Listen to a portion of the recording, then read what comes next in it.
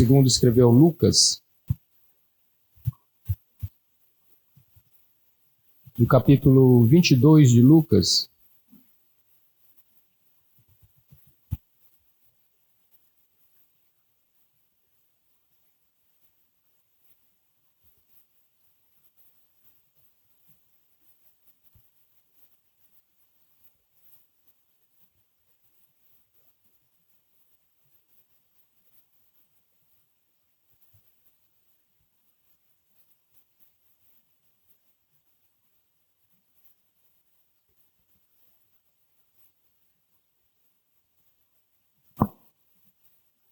eu quero ler com os irmãos, para iniciar, apenas os versículos 19 e 20.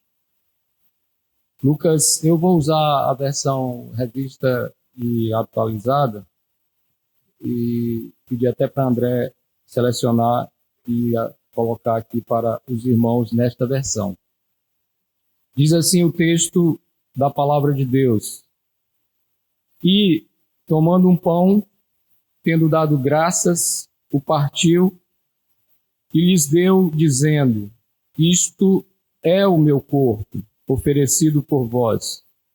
Fazei isto em memória de mim.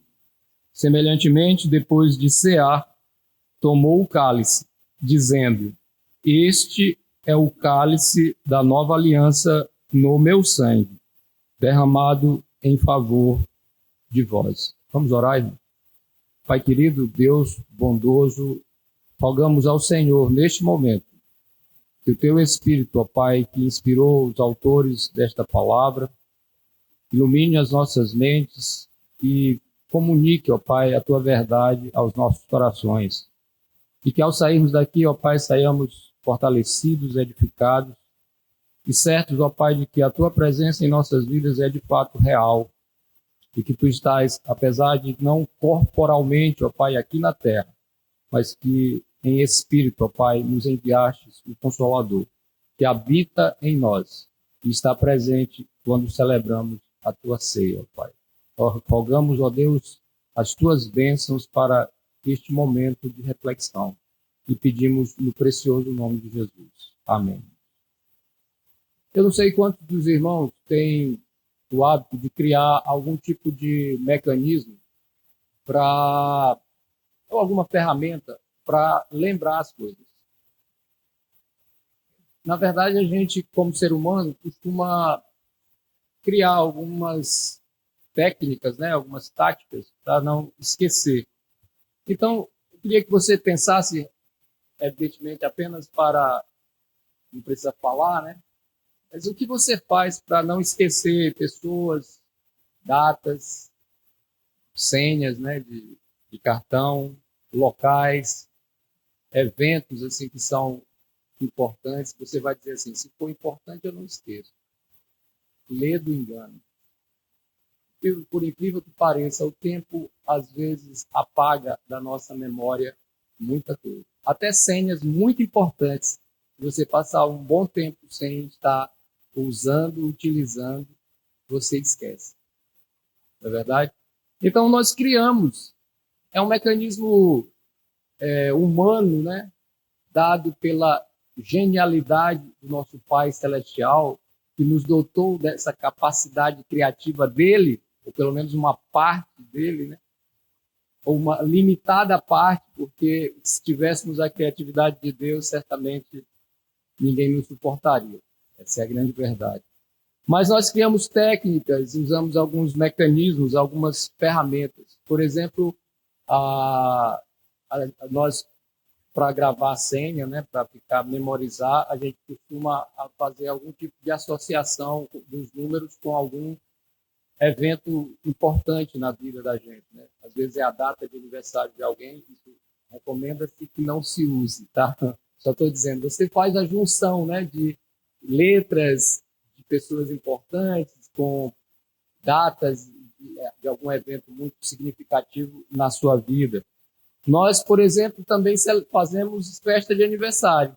Alguém diz assim, mas festa de aniversário não é uma forma de agradecimento e tal? Na verdade, é uma forma de você marcar a data, é uma celebração que recorda a data que você nasceu. Não é verdade? Nós construímos monumentos, totens, né? Estátuas, etc. Isso faz parte. Tem gente que, por exemplo, quando alguém morre em determinado lugar, aquele local foi um acidente, e eles marcam naquele local com uma cruz, né? E todas as vezes que eles passam ali, eles lembram que ali, se foram 2, 3 pessoas, às vezes colocam 3 cruzes para poder lembrar que ali faleceu 3, 4, 5 pessoas num único acidente. Eu lembro-me que passei um tempo viajando a serviço, sempre, né, a Bacabal, e quando chega ali perto de Alto Alegre, tem um povoado chamado Cachucha, e você entra, então, à direita para Bacabal. E eu sempre passei ali normalmente, mas aí teve um dia que eu olhei uma bicicleta em cima da árvore.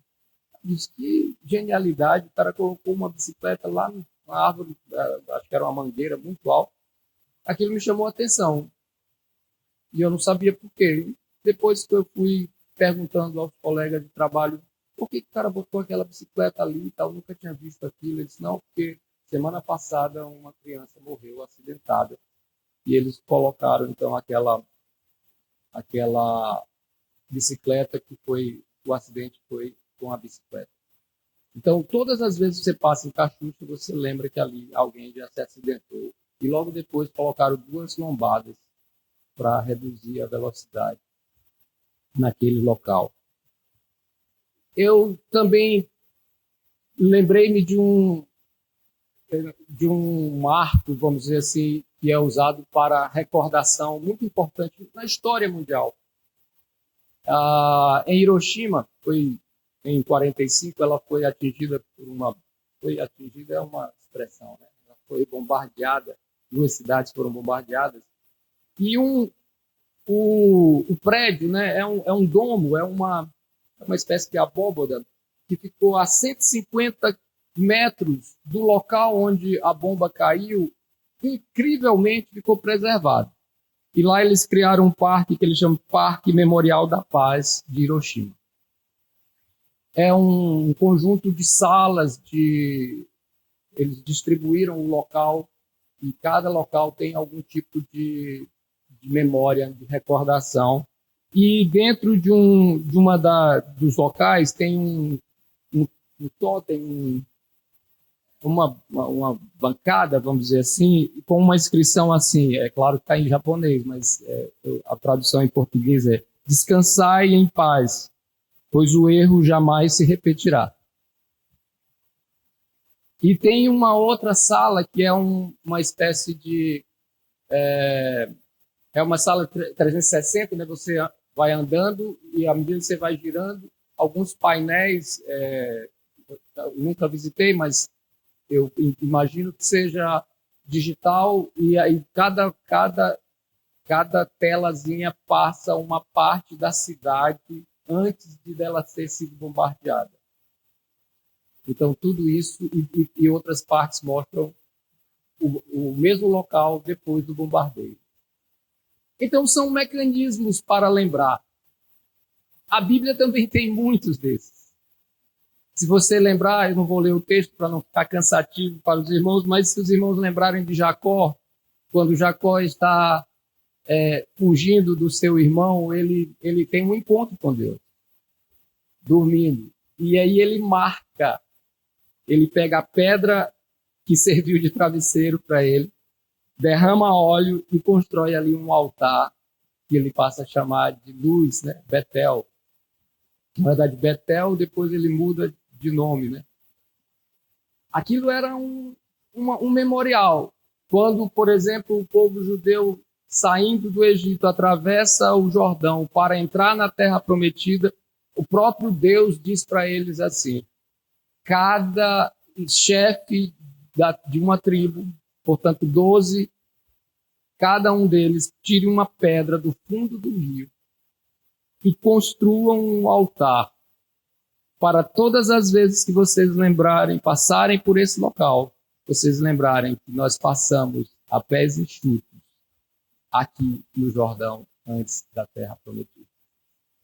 Quando Noé sai da arca também, não sei se vocês lembram, a primeira coisa que ele faz é constrói um altar lá no Monte Ararat.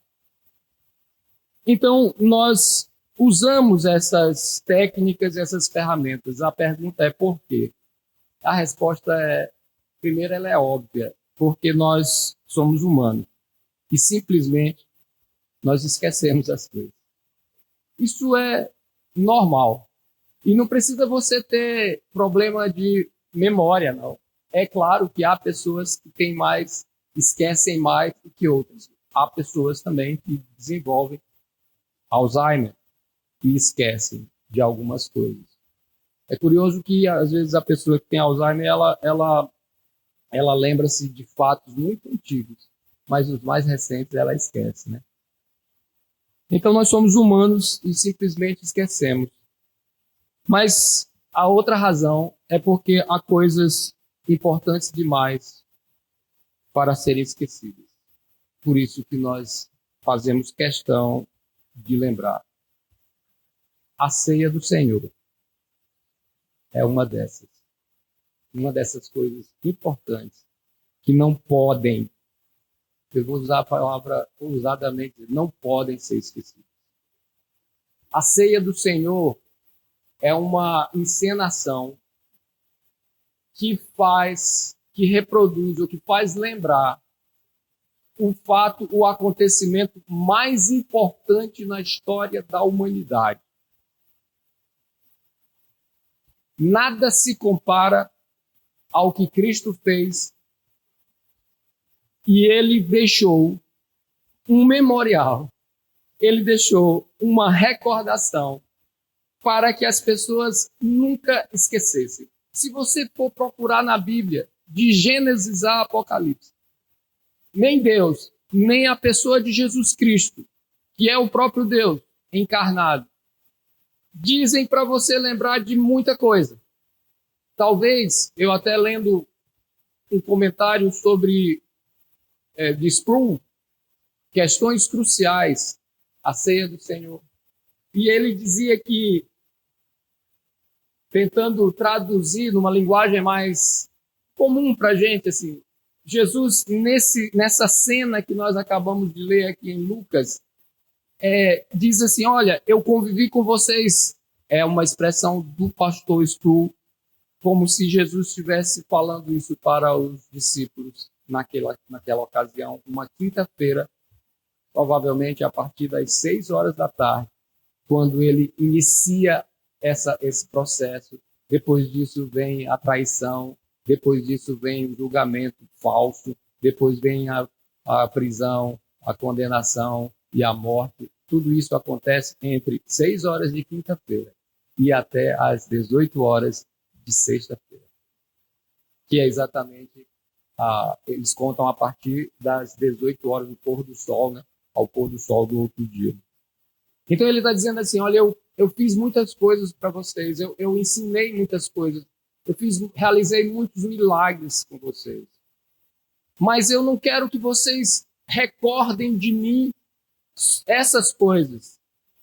Não que devamos esquecer isso. Não é isso que eu estou querendo dizer.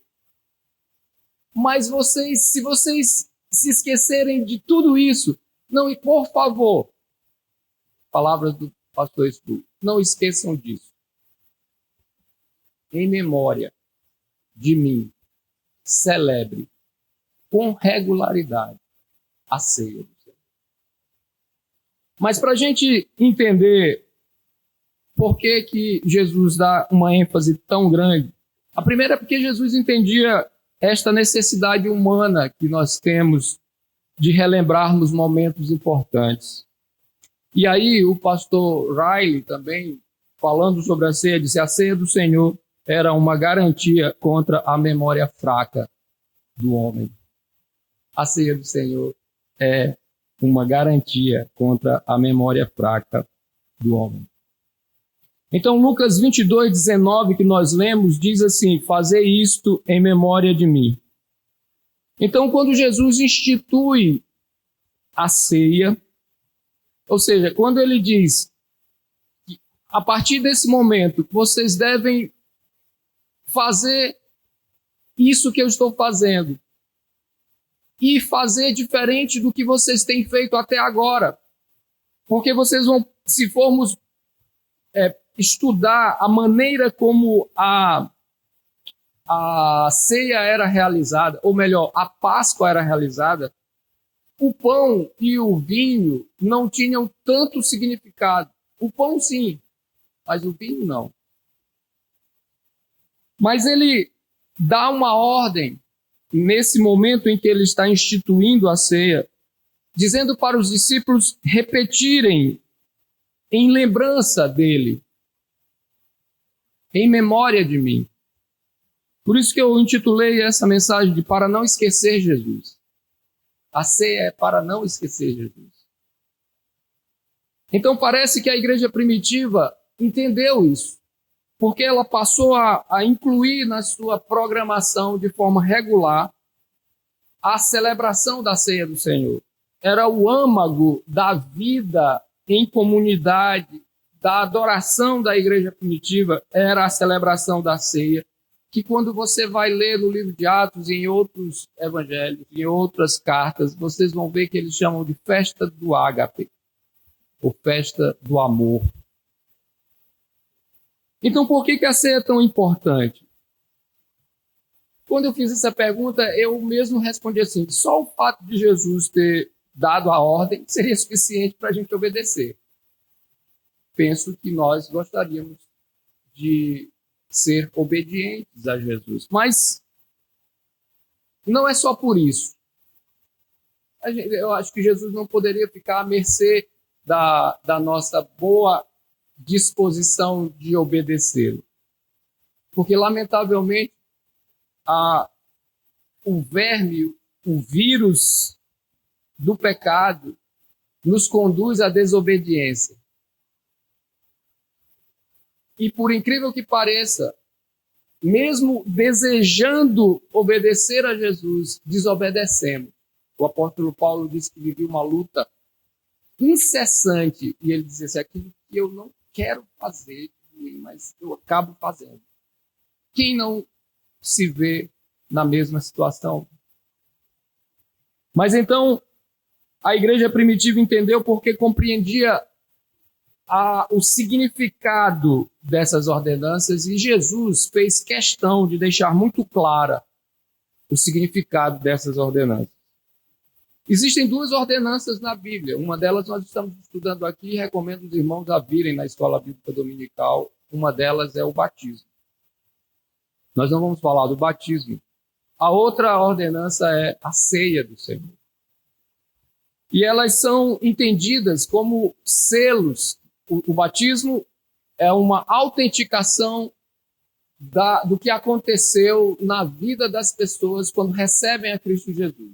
Elas fazem questão de publicarem, de publicizarem o que aconteceu em seu interior, de maneira pública, mergulhando-se numa água, para depois, simbolizando a sua morte para a vida de pecado, e ao sair de dentro da água, ela então está nascendo, dizendo, nasci de novo, uma expressão da Bíblia. Eu sou uma nova criatura. Mas a ceia é um sinal de algo muito importante. Então, para entender, é preciso considerar a forma como Jesus celebrou a primeira ceia. E nós devemos imitar a forma como ele celebrou. Não temos o direito de inovar. E isso não é ser tradicionalista, é ser obediente. Bom, versículo 7, se voltarmos aí um pouco no texto do capítulo 22, diz assim, chegou o dia da festa dos pães asmos, em que importava comemorar a Páscoa. Então, os judeus celebravam todos os anos, no mês de abril, mais ou menos, né? Era o mês de Nissan, na linguagem hebraica, mas é equivalente a abril. Uma festa que durava 8 dias. primeira parte da festa era o momento em que eles retiravam de qualquer alimento o uso de fermento, simbolizando, de certa forma, uma pureza, né? Extraindo o fermento sem nenhuma falsidade. Mas, na verdade, eles faziam isso porque quando a Páscoa foi instituída, eles estavam no Egito. E eles foram, a última praga era a praga a morte dos primogênitos. E Deus disse para eles, olha, antes do anjo da morte passar, vocês devem preparar uma ceia. Peguem um cordeiro, matem um cordeiro, animal mesmo, sem defeito, adulto. Tirem o sangue dele. Assem toda a carne e comam toda a carne, consumam toda a carne. Peguem o sangue tirado e passem por cima da porta, no umbral da porta. Porque aquilo é um sinal para que, quando o anjo do Senhor passar para matar os primogênitos do Egito, preservará a vida dos filhos dos que tiverem o sangue daquele cordeiro na porta. Prestem atenção no simbolismo. Então, mas além disso, eles celebravam com pães sem fermento, porque eles precisavam preparar uma massa rápida, porque logo depois que isso acontecesse, eles seriam expulsos do Egito, e então eles precisavam comer em pé, eles não se assentavam, porque eles eram escravos e precisavam comer apressadamente, porque eles sairiam correndo, com ervas amargas, simbolizando a dureza, né? O sofrimento, a agonia do sofrimento vivido no Egito, na escravidão. E depois, então, eles sairiam. Então, começava com a festa dos pães asmos, ou pães sem fermento, que era na quinta-feira. Mas Jesus se afastou dessa liturgia padrão que eu acabei de citar. A festa, então, começava na quinta-feira e a ceia, então, tem uma ligação com a Páscoa, mas Jesus dá um novo significado. Na Páscoa original, né, a Páscoa dos judeus, o cordeiro adulto, sem defeito, deveria ser comido inteiramente com os pães sem fermento e com ervas amargas. Isso tudo está lá em Êxodo 12, de 1 a 15. E aí o sangue do cordeiro marcado lá sobre a porta era então a cobertura que salvaria o povo. Então a ceia tem um significado ou uma aplicação que nos remete a um tempo passado. Jesus liga a ceia à Páscoa e nós celebramos a ceia lembrando o cenáculo.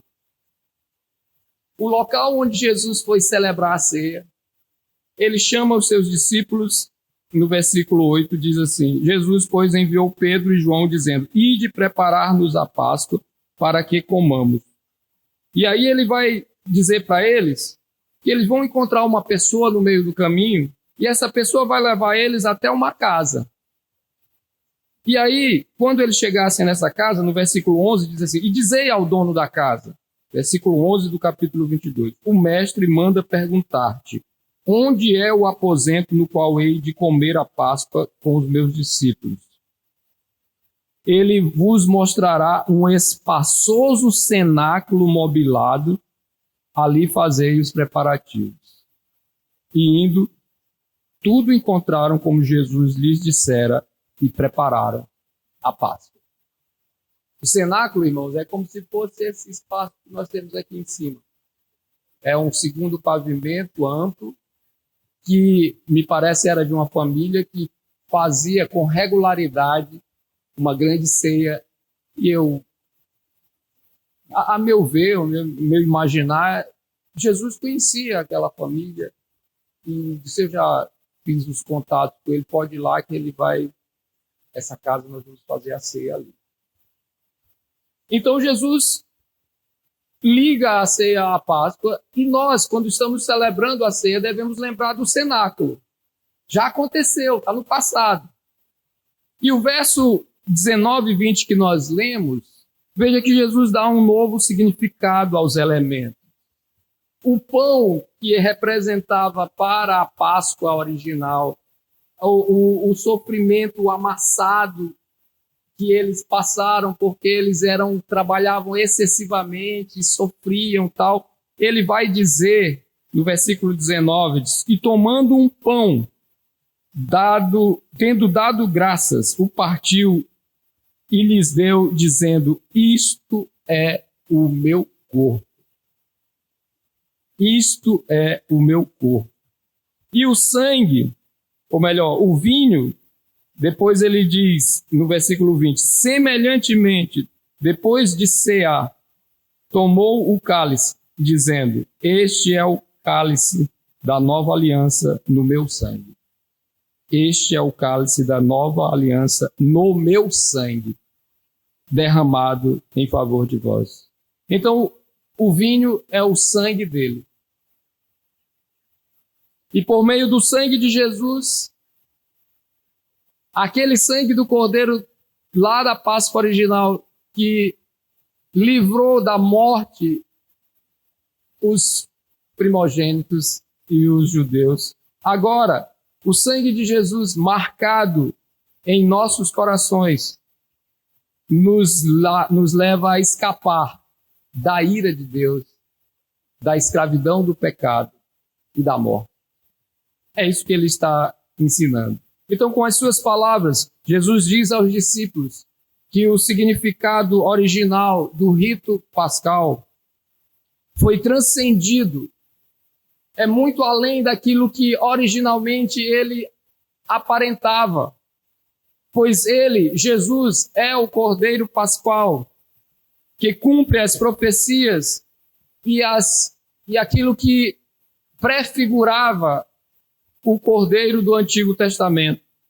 O apóstolo Paulo entendeu isso com muita clareza e diz lá em 1 Coríntios 5:7, diz assim: lançai fora o velho fermento. Olha a associação com os pães asmos.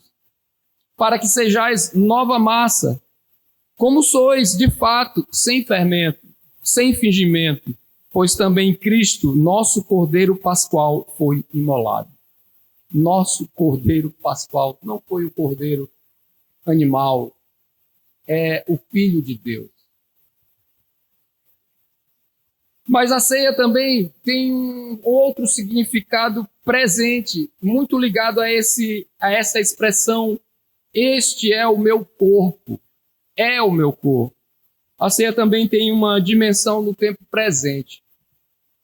O versículo 19 que nós já lemos diz: isto é o meu corpo.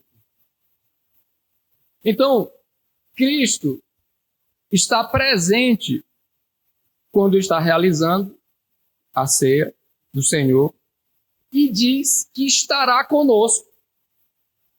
Isto é o meu corpo. Então, Cristo está presente na ceia, mas de que maneira? Alguém está vendo Jesus aqui? O corpo de Jesus está aqui? O pedaço de pão que nós vamos comer agora, por acaso, vai se transformar no corpo de Cristo, como alguns dizem? Não é isso que Jesus está dizendo. Quando ele fala, isto é o meu corpo, podemos entender que espiritualmente, pela onipresença, que é um atributo da divindade que está em Jesus, todavia, enquanto ele estava em carne, ele abdicou de usar essa onipresença. Mesmo sendo igual a Deus, não teve por usurpação ser igual a Deus, mas esvaziou-se a si mesmo e tomou a forma de servo e viveu como uma limitação. Irmãos, o que Jesus fez por nós para se sacrificar é algo extraordinário, porque ele resolveu ser homem quando ele era Deus, sem deixar de ser Deus. Que coisa extraordinária, fantástica. Não há comparação do que Jesus fez com absolutamente nada que você possa imaginar. Então, mas quando Jesus morre, ele volta para o céu. E aí ele recebe de Deus, Pai, aquilo que ele tinha desde o princípio e volta a viver com sua natureza plena divina. Então, nesse momento que nós celebramos a ceia do Senhor, nós podemos ter certeza que espiritualmente Jesus está conosco. O pão tem gosto de pão, tem cheiro de pão e é pão, mas representa, simboliza, figura Cristo. É isso que está sendo dito. E quando você diz assim, mas de onde você tira isso? Precisamos ter um princípio para interpretar a Bíblia. E eu não posso escolher um versículo e dizer assim, esse versículo eu interpreto literalmente, mas os demais não. Quando eu volto a Gênesis 41, 26, veja bem uma coisa. De Gênesis a Apocalipse, essa expressão do verbo ser, ou da palavra ser, são, é usada em várias ocasiões de forma figurada, metaforicamente. Quando José do Egito, ou melhor, quando o faraó tem um sonho e não consegue ninguém para explicar o sonho, ele chama José do Egito, que tem um dom especial de Deus de compreender o significado do sonho. E no versículo 41 e 26, quando Deus está mostrando que haverá um período de muita abundância e depois virá um período de 7 anos de muito problema, de seca, etc. O faraó tem esse sonho. E no sonho, ele sonha 7 vacas boas, gordas, e 7 vacas magras. Aí, Gênesis 41, versículo 26, diz assim, presta atenção. Você vai dizer, não tem nada a ver com a ceia, mas veja o princípio de interpretação. As 7 vacas boas são 7 anos. As 7 espigas boas também são 7 anos. O sonho é um só. 7 espigas são anos? Que história é essa? Figurado. Lá em Apocalipse, no capítulo 1, versículo 20, a revelação que Deus dá. Eu estou pegando o primeiro livro da Bíblia e o último livro da Bíblia, para vocês verem como essas expressões aparecem. João tem uma revelação exilado na ilha de Pátmos. E aí ele é incumbido de mandar uma carta às igrejas e aos pastores daquela igreja. E o versículo 1 diz assim, quanto ao mistério das 7 estrelas que vistes na minha mão direita e aos 7 candeeiros de ouro, as 7 estrelas são os anjos das 7 igrejas, que são os pastores. E os 7 candeeiros são as 7 igrejas. Candeeiro, isso aqui é um candeeiro? Cadê o querosene? Cadê a estopa? Cadê o fogo? Jesus usou várias vezes algumas expressões figuradamente. E eu vou ler aqui porque eu as anotei por completo. João 10, 7. Jesus, pois, lhes afirmou de novo, em verdade vos digo, eu sou a porta das ovelhas. A carne de Jesus é celulose, é papel, é madeira? Tem dobradiça para entrar? Claro que não. É figurado. João 14, 6 diz assim: respondeu-lhe Jesus: eu sou o caminho e a verdade e a vida. Ninguém vem ao Pai senão por mim. Eu sou o caminho, eu sou a verdade, eu sou a vida. João 15:1 diz assim: eu sou a videira verdadeira e meu Pai é o agricultor. Deus é um cuidador de videira. Jesus é uma árvore. É figurado, é metafórico. Da mesma forma, Jesus usou essa figura. Este é o meu corpo. Figuradamente, representativamente. Então, da leitura dos textos, é claro que Jesus usa o sentido metafórico, figurado do verbo ser. Então, pão e vinho continuam sendo pão e vinho na ceia. Porque da mesma forma que o pão não deixa de ser pão, o vinho não passa a ser sangue. Nós não estamos tomando sangue quando bebemos o cálice aqui que é distribuído, mas simboliza o sangue de Cristo Jesus derramado e vertido em nosso favor. Então, pão e vinho continuam sendo pão e vinho, não mudam de substância. Não há uma transubstanciação. Isso é engano. Eu não posso forçar a Bíblia a dizer uma coisa em função de uma tradição. Eu preciso ler a Bíblia e ser honesta com a Bíblia. Eu não tenho o direito de dizer o que a Bíblia não diz. Essa é a verdade. Eu sei que existe muita controvérsia com relação a isso, mas se formos pegar todo o sentido que é dado, o próprio apóstolo Paulo também, lá no capítulo 10 de 1 Coríntios, quando você pega os relatos de Marcos, os relatos de Mateus, porque todos os evangelistas, à exceção de João não conta necessariamente esse momento de distribuição desses elementos, porque ele começa narrando a Jesus nesse mesmo dia. Eu acredito que depois da ceia, depois desse evento, lava os pés dos discípulos. Tudo isso é nessa noite, irmão. E depois de tarde da noite, depois que Judas participa, põe a mão lá no prato, come junto, Jesus diz, a gente só vai saber que Jesus disse isso a ele quando lê João, porque Mateus, Marcos e Lucas não falam que Jesus disse isso para ele, mas depois de cear, ele diz assim, o que tem de fazer, faz-o depressa. E todos os discípulos pensaram assim, ele está falando alguma coisa para ele resolver, porque é ele que administra o dinheiro aqui do grupo. Mas Jesus estava dizendo para ele, vai logo fazer o que tu tens a fazer. E aí daí ele sai e vai então entregar a Jesus. E Jesus sai com os seus discípulos para o Getsêmani. E depois de algumas horas tarde da noite, eles chegam lá com os soldados para prender Jesus. Quando 6 horas da manhã, Jesus está condenado.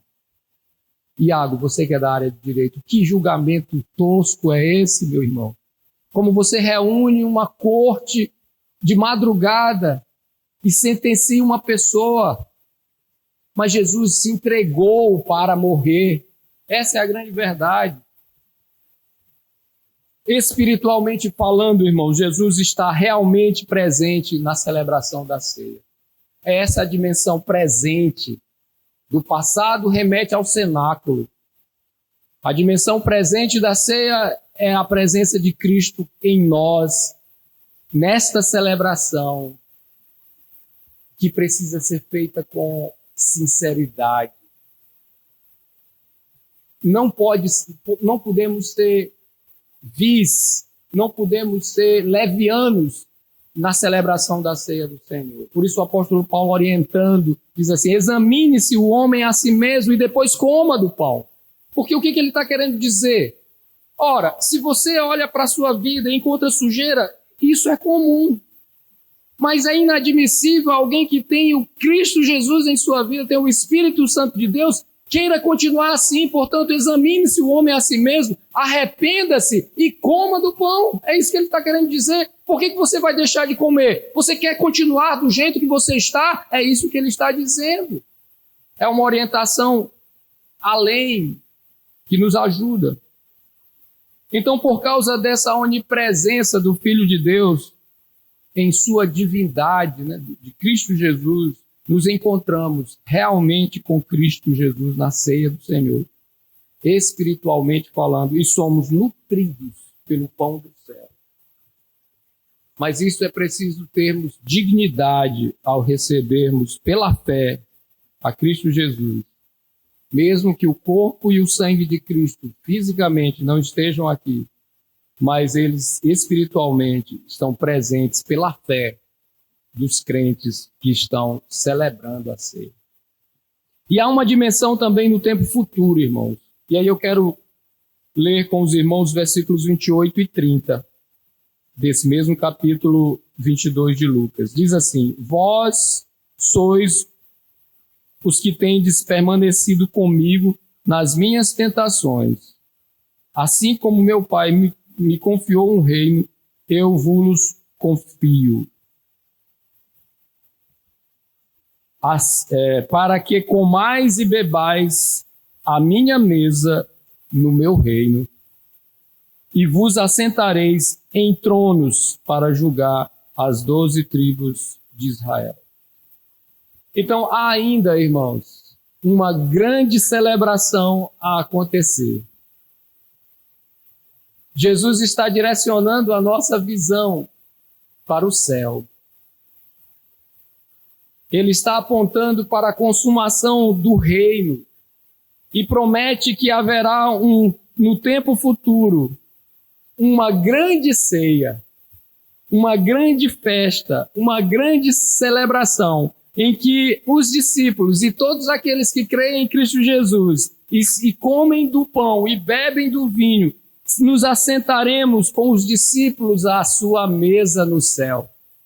Diz o texto lá de Apocalipse 19, de 7 a 9. Alegremo-nos, exultemo-nos, ou exultemos e demos-lhe a glória, porque são chegadas as bodas do Cordeiro, cuja esposa a si mesma já se ataviou, a igreja, pois lhe foi dado vestir-se de linho finíssimo, resplandecente e puro, porque o linho finíssimo são os atos de justiça dos santos. Então me falou o anjo: escreve, bem-aventurados aqueles que são chamados à ceia das bodas do Cordeiro.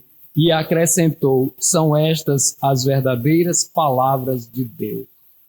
Uma revelação dada a João. Então, irmãos, na ceia nós recordamos o que já aconteceu, a morte de Jesus. Mas nós gozamos da presença de Jesus nesse momento, em nossa vida presente. E a ceia também aponta para as bênçãos futuras, a gloriosa promessa de Cristo Jesus de que nós nos assentaremos à mesa do Rei para o grande banquete celestial que vai acontecer no céu.